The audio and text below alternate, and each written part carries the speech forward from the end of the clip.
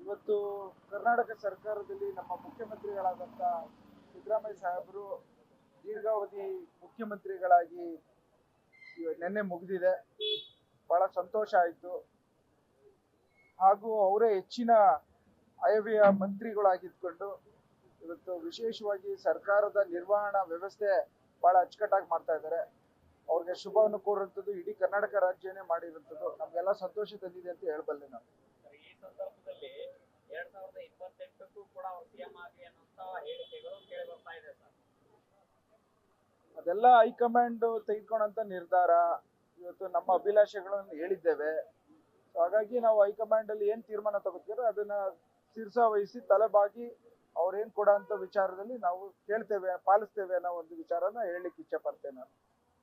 ಕಡೆ ಸಿದ್ದರಾಮಯ್ಯ ಇಲ್ಲ ಅಂದ್ರೆ ಕಾಂಗ್ರೆಸ್ ಪಕ್ಷನೇ ಇಲ್ಲ ಅಂತ ಒಂದು ಉಲ್ಲೇಖ.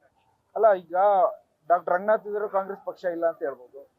ಸಿದ್ದರಾಮಯ್ಯ ಸಾಹೇಬರು ಟಾಲ್ ಲೀಡರು. ಇವತ್ತಿನ ದಿನ ಕರ್ನಾಟಕ ರಾಜ್ಯಕ್ಕೆ ಬಡಸ್ತನದ ನಿರ್ಮೂಲನೆ ಮಾಡಿದಂತ ನಾಯಕರಾಗಿದ್ದಾರೆ. ಡಿ ಕೆ ಶಿವಕುಮಾರ್ ಸಾಹೇಬರು ಅಧ್ಯಕ್ಷರಾದ್ಮೇಲೆ 140 ಸೀಟ್ ತಂದಿದ್ದಾರೆ. ಎಲ್ಲರ ಅವಶ್ಯಕತೆ ಬಹಳಷ್ಟಿದೆ. ಸಿದ್ದರಾಮಯ್ಯ ಸಾಹೇಬರು ಮತ್ತು ಡಿ ಕೆ ಶಿವಕುಮಾರ್ ಸಾಹೇಬ್ರವರ ಅವಶ್ಯಕತೆ ನಮ್ಮ ಸರ್ಕಾರಕ್ಕೆ ಮತ್ತು ಕಾಂಗ್ರೆಸ್ ಪಕ್ಷಕ್ಕೆ ಇದೆ ಅನ್ನೋದನ್ನ ಹೇಳಬಲ್ಲೆ ನಾನು.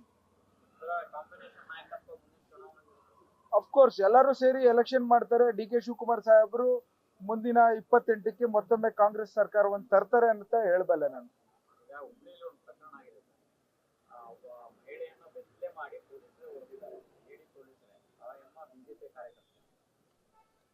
ಆ ತರದೆಲ್ಲ ಅತಾಚುರಿಗಳು ಆಗದಂಗೆ ನೋಡ್ಕೋಬೇಕಾದಂಥದ್ದು ನಮ್ಮ ಸರ್ಕಾರ ಮಾಡ್ತಾ ಇದೆ.